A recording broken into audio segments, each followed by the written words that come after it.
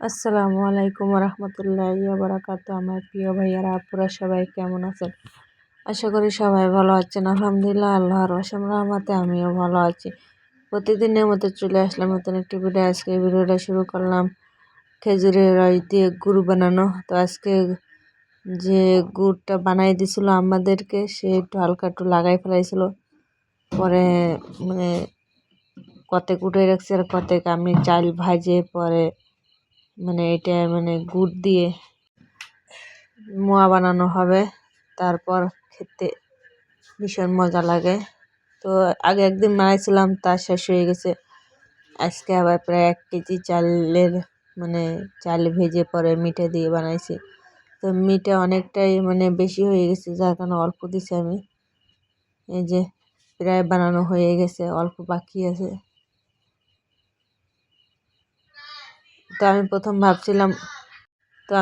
ভাবছিলাম হয়তো তিতা লাগতে পারে, যেহেতু গুড়টা একটু হালকা কালো হয়ে গেছে। তো পরে খেয়ে দেখি না, তিতা লাগে না। বাস কালারটা একটু হয়েছে, কালো হয়েছে হালকা।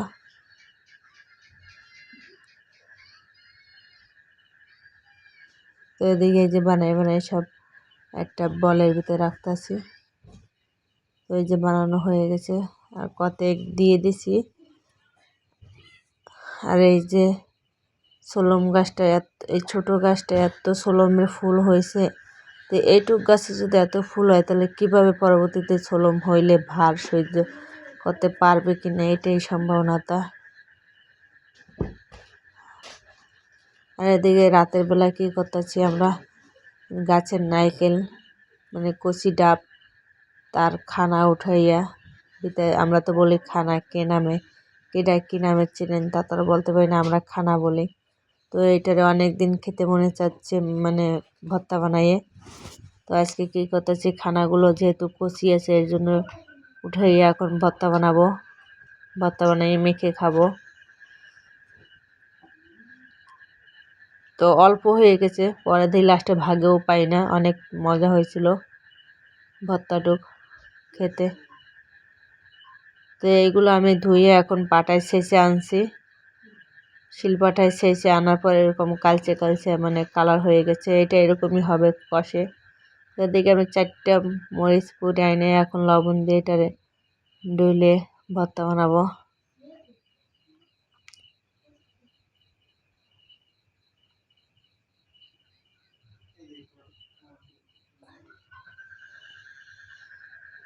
তো এর ভিতরে আমি একটা পেঁয়াজ কেটে দেবো এখন, সাথে দিয়ে দেবো তেঁতুল। তো এই তেঁতুলে আমার হয় নাই, আরও অনেক তেঁতুল দেয়া লাগছিল। পরে তো এটা ভালো করে চটকাইয়ে তারপর এটার তেঁতুলের যত টক বাইট করে ফেলানো লাগবে, তাহলে খেতে মজা লাগবে।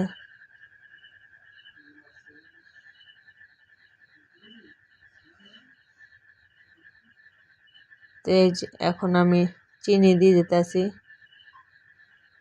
অ্যাড করে। এখন আমি ভালো করে কষলাইতেছি।